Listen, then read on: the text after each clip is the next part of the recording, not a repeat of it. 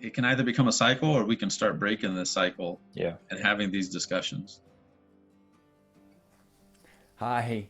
Before we start this video, us at Children's Lantern just wanted to set some expectations that this is going to be a longer video, but also one that covers some sensitive material. And while child abuse is a sensitive topic, it's also a super valuable conversation for us to have with each other. So I want to thank Irvin Santana for stepping out and having this conversation with us.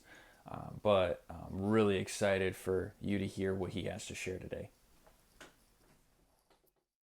So I want to start out with the beginning of your story, Irvin. Can you kind of just maybe introduce yourself, let people know who you are, and where it all began for you as your story goes?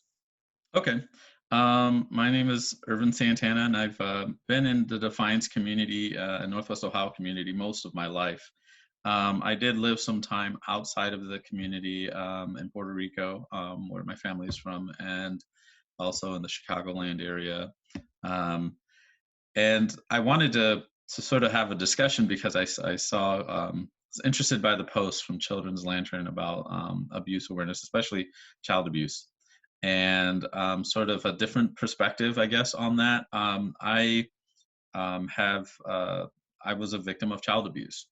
I endured different forms of child abuse in my childhood, all the way up until probably my preteen years.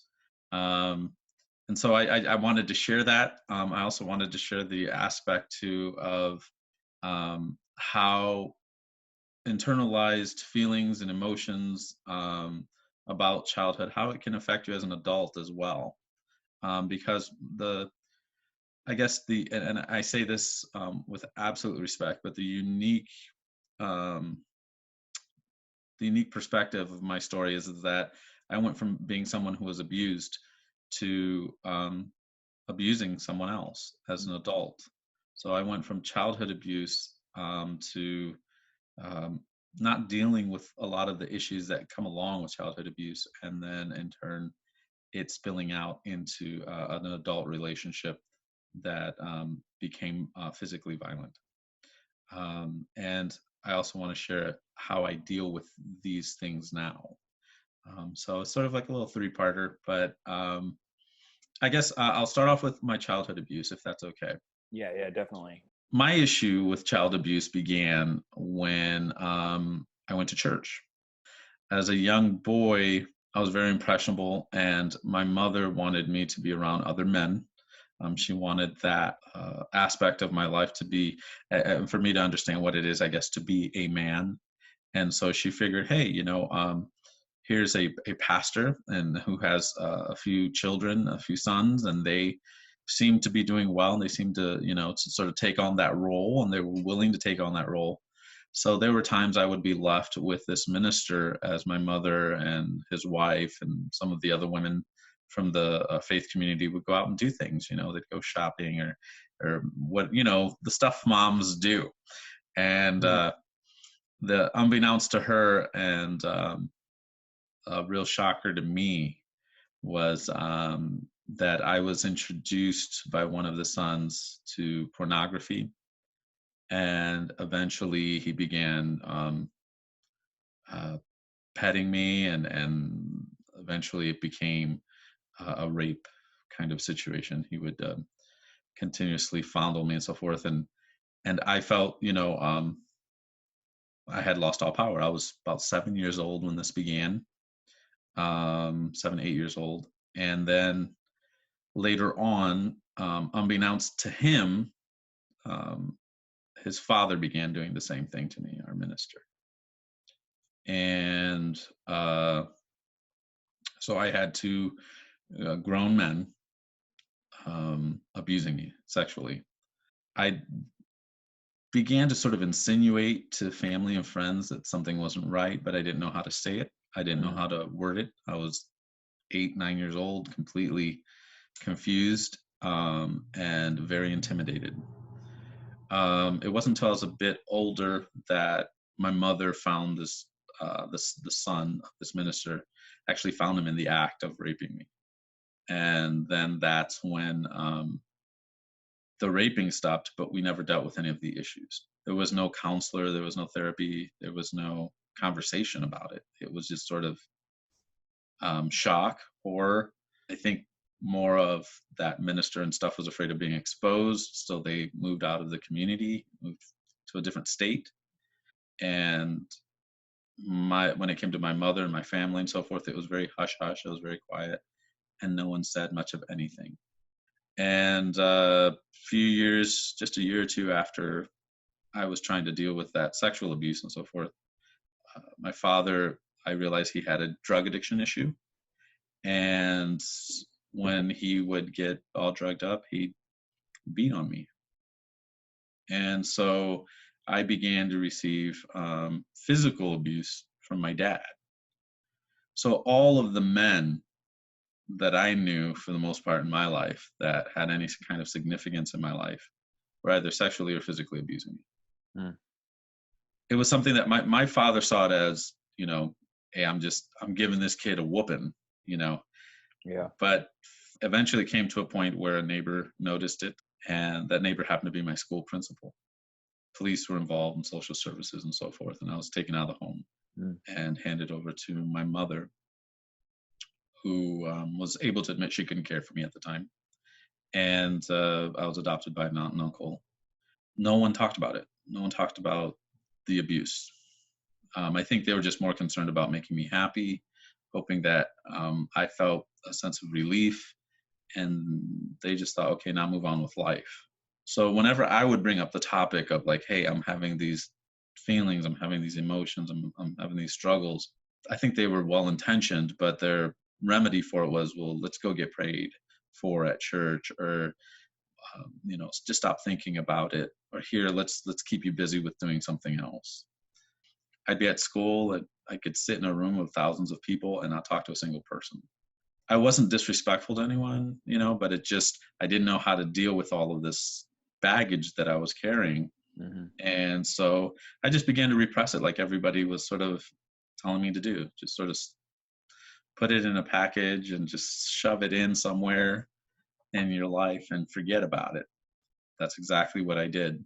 Having moved around a lot and then been placed in different homes and things like that, I think I was just a little bit more concerned about living every day than I was thinking about my past. That the good intentions, I think, that you just highlighted of, the people that take you in really, really highlight how hard it is to, take on that responsibility, especially when you weren't planning on it. Like I think Mm-hmm. of at Children's Lantern, like the situations where it is a kinship care placement where you're having to get pulled into somebody that's familiar with you, but that didn't necessarily plan on taking care of you for your life in Mm-hmm. your early childhood. So Mm-hmm. like that's such a pressure on them to take care of you, and then now they have this added pressure of trying to help you with your traumatic experience. Man, Yeah, anyways. yeah, that's so true. Like that's so true. Like the home that I was taken into, but it was family, and they just eventually, adopted me and raised me as one of their own children. And to me, I see them as mom and dad, and That's and awesome. they're very loving, very very caring. But they didn't, at the time they had their opinions about what had happened, but they would never talk to me about it. I'd sort of walk into the room and it'd get hushed sometimes, and I knew like, okay, they're discussing me, but I'd like to be a part of this Mm, conversation. And just being left out of the loop makes you feel even more awkward and more. I was always concerned about my future. I was always thinking about my future for some reason. I was yeah. always, and I guess a big part of it is because I wanted, when I was going through the abuse, I was wanting to get to the future so I could get away from this, Hmm. from the abuse. And then now here I was sort of in my future, and now I'm thinking, like, why aren't we discussing the past? Mm. There's a weird, weird feeling about it. But yeah, I just think they probably felt like they didn't have the tools to sort of know how to work with me on those things in my life, and so they did the best they could. And love, I think, always is a, that's a great, is a great balm, you know. Yeah. It does help to heal a lot of things. I really didn't take time to heal, to recognize that, you know, the abuse that was perpetrated against me wasn't my fault. I didn't cause this. But then I didn't go a little deeper than that, and really realize that, like, you know, I'm worthy of some self-respect, of being trusted. I'm not a weird. There's nothing wrong with me in the sense that, you know, I'm abnormal. These were things that someone else decided they were going to use their power. They're going to use whatever kind of control they could, to violate me. And that's really what abuse is about. Abuse is really about, I say it a million times, but abuse is about, it's about power and control. It's about controlling someone else, having power over them for whatever reason. There's context to it all. But ultimately, that's what it comes down to. The healing happens through the conversation, through the, like you said, unpackaging of it. And unpacking it isn't done by oneself. But when you go Yeah. through abuse and then you sort of tuck it away and not talk about it, I used to use the excuse that there's some things in my heart that I will never share with anyone. I would use these little phrases to sort of remind myself, like, don't talk about that. Mm. Don't deal with that. That's done. It's over. Just forget it. Move on. Child abuse is very difficult to forget because it really does affect everything else in your life. It really affects how you respond to things, how you respond to others, how you interpret people's conversations with you. So, like, I've already had these defense mechanisms up since I was 7, 8 years old. And here I am, a young adult, and I'm still using those self defense mechanisms to be the lenses by which I see life and by which I perceive people's intentions and Mm. motives. And I was always looking at that for some reason. I was always looking at, like, what are you really trying to say? What do you really mean? You know what I mean? Hmm. What do you really want from me? Yeah. And like I said, I was a child of abuse, and I was a victim. But then eventually, my wife chose um, to leave the marriage, um, and to move on, with someone else. It destroyed me. It crushed me. I began to revert back to those really highly defensive. There's this phrase that a friend of mine shared with me, and it's wonderful. It is, not all your thoughts are reality. Mm. And I started having thoughts that were unrealistic. They just were not real. They were, you know, you have these daydreams of scenarios that would happen and this and that. And I started having those. I started thinking, you know, oh my gosh, now everybody's going to know this and this and this about my personal life. She's going to tell everyone, you know, Hmm. and she wasn't doing any of that. You know what I mean? She was just trying to move on with her life. Yeah. And so you know, we tried to work on the marriage and stuff. And eventually one night, we did get into an argument, and it went from shoving to, me committing an act of abuse by hitting her across the face. Mm. At that moment, I knew at that moment when I committed that act, I was like, I have a lot of issues here. I gotta deal with. I just hurt the one person I committed my life to love and to cherish and to protect and to care for. And here I went, and I committed the very injustice that I thought I felt, you know, throughout most of my life, against somebody who didn't deserve it. I eventually, as an adult, I went from being a child that was abused and a victim, becoming the abuser. And I truly believe it's because I didn't deal with much of the abuse I had endured. Mm. And I eventually internalized it, and I caused it on someone else. I threw the abuse on someone else. I also want to say that that's also a form of child abuse as well, because my children were there. Mm. Um, and when children see, especially their mother being physically abused, harmed, spoken down to, you know, mistreated, you're also doing the very same thing to your children in the Mm. process. And so I had to first and foremost recognize I was a victim victimizing someone else. I was someone abused abusing someone else. And that if I didn't deal with these issues, it was going to become cyclical, because now here my children see this behavior, and they weren't little kids by any means. They really weren't. My son was like, I think my daughter was like 12, and my son was like 15 or something. But Mm. there's still, no one should see their parent being treated that way, Yeah. period, at all. And no one should see the parent behaving the way I behaved. Is a complete lack of control. And remember when I had talked earlier about power and control being the issue? Well, Hmm. there it was, right in front of me. I wanted my marriage to work. I wanted my wife just to fall in line. Like, you know, we were married, we were doing great. What do you think you're doing, falling in love with somebody else? And I thought my family was falling apart. I thought my home was falling apart. At that time, I was just having issues at work. I was having all kinds of issues. And so everything's falling around me. And I'm thinking the one thing that should be strong, that should be stable, that should be was my marriage, and that was falling apart.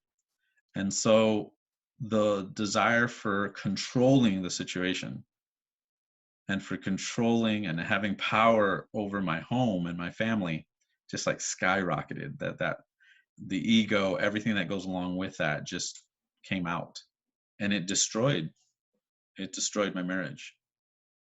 And the reason I say this is because, like, we're talking about Child Abuse Month. We're talking about a child abuse awareness, not just a month, but just Yeah. the awareness of child abuse. It's very important to have places like Children's Lantern. It's very important to have groups there that are willing and able and capable, to the best of their ability, to help young people, young children, young adults, to deal with abuse, and learning how to deal with abuse. For me, a big part of it was therapy. I needed it. Mm. I needed I needed the therapy. Another part of it too was that I had to recognize that these behaviors can change. Behavior patterns can be changed, but it doesn't happen overnight. Mm. It's learning to deal with the fact that, for me, it was learning to deal that, like, my whole life is not defined by my child abuse. I can't permit that. I can't permit my whole life to be defined by my failures and the abuse I committed on someone else. I owe them. I'm responsible in owing them to be part of the healing process for them, for the victim. You know what I mean? They Hmm. deserve to find healing because I needed healing. You know, and so the abuse that I committed against my spouse, I have an obligation to her, whether she's my spouse or not, to assist in any way that she feels best for her healing and for her healing process. I think understanding that abuse started in childhood can lead to abuse in adulthood, in your adult life. I have a friend that taught me that there's this thing called a courageous conversation that at times in life we have to have with ourselves. And I had to have a very serious, courageous conversation with myself when I was sitting in a jail cell. I feel like it sheds a lot more light on the humanity of it, you know, that these are all people. Mm, This isn't a problem. This is a person. How are we going to react to that? Are we going to do it with grace? And are we going to do it with the entire story in front of us? You know, like, I feel so much more connected to you knowing your full story, you know, knowing what happened in your past and now what happened in your present, you know.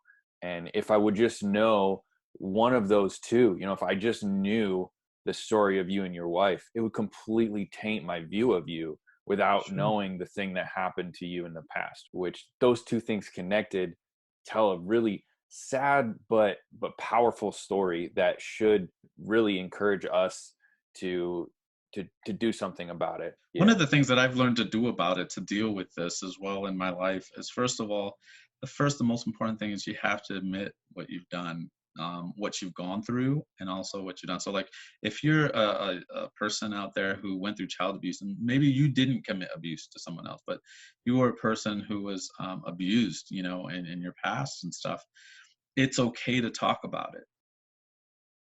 There's a healing that comes with sharing it. I understand that, like, you want to share it with, your like with me, I was very particular who I shared it with because I wanted people to value the lessons, I guess, that I learned, in life. But I'm realizing the more transparent I become with my life, the less there is for me to feel that I have to hide or feel that I have to tuck away or feel that, I'm sort of bad or wrong or tainted in some way. The more I'm transparent, the easier it gets to be able to find healing and to help others heal. Because it's really not about, wow, that was a really bad situation. That was so wrong or that was so right. It's Mm-hmm. more about, we're here now. And how do I now create a healthy life and a healthy environment in which to live where I don't perpetuate the stigmas or the behavior, Mm-hmm. and the other thing I've learned too is that, as crazy as this may sound, by being transparent, by being honest, by taking responsibility, and ownership of what I've done and what has been done to me and what I could control and what I couldn't control, and learning from that, it sort of gives me a step up in life to be able to move forward without those feelings of inadequacies and so forth. Mm-hmm. Do I think that since I abused someone, do I think that it's okay just to move on and act like nothing happened? No, absolutely not. Do I feel a responsibility to the situation? I do. My present situation is that I'm trying to find avenues of healing Mm-hmm. for my family as a whole, and my ex was part of that, and so I have a responsibility to her, especially since she was the victim of the physical abuse, to to find healing for herself. If that means her request of me staying out of her life and staying out of her way, this and that, I respect that. It's part of the process for her to be healed. It's not about my childhood and my past and so forth. All those things affect. I really do believe they do affect how a person behaves and responds and reacts to certain things. But ultimately, the behavior, the decision to behave a certain way towards someone in a violent way, ultimately that was my decision, and I have to live with that decision, and I have to live with the repercussions of that decision. And I can also make other decisions to try to help, I guess, not mitigate, but more heal the other person I hurt. I've learned that abuse is much more rampant than what we think, and abuse is much more. There's a greater net of what abuse is than what we think. For instance, like I was talking about just staying away and being quiet and closing off. That's a form of abuse if you're in a marital relationship or in some kind of relationship as an adult. Yeah, You're no, I think yeah. like even when you just were talking earlier about the effect that it had on your kids, Hmm.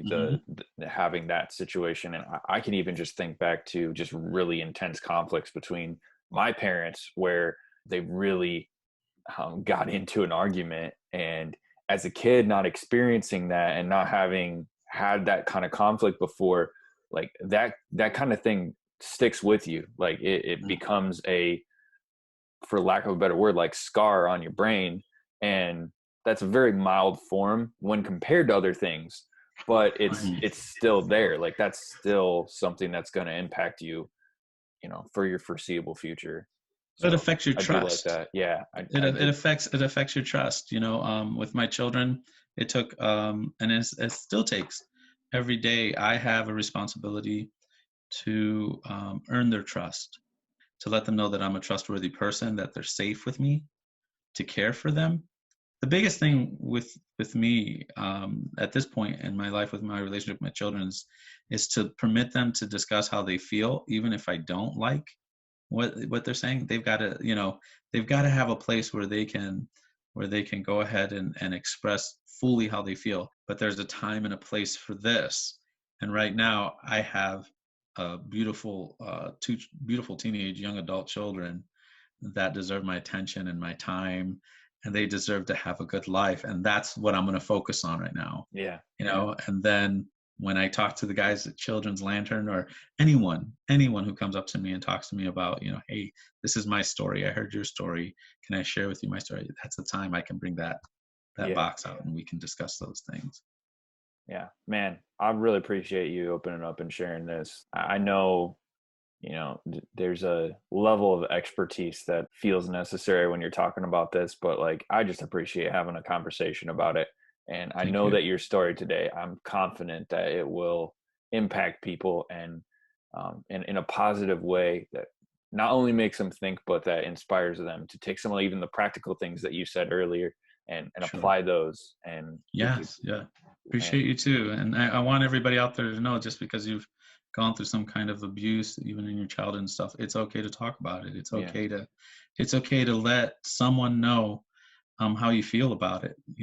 Let permit yourself to be a little bit vulnerable, but don't be afraid to talk about it. Transparency is probably the greatest tool you've been given here. yeah, that seems like a great place to end it, man. Sure, sure. Appreciate you spending the time in this kind of crazy season of life just to kind of take a step back and have this conversation. And hope to see you again soon. All And right, we'll sounds good to probably me. just continue talking. I'll cut the video and then we can just hang out and talk for a while. Okay. Okay. So ending video right there. Thanks for watching this video, and if you were at all impacted by Irvin's story, feel free to shoot him a message of encouragement. Also, feel free to share his story with your friends so that we can just continue to have this type of conversation with each other. Thanks.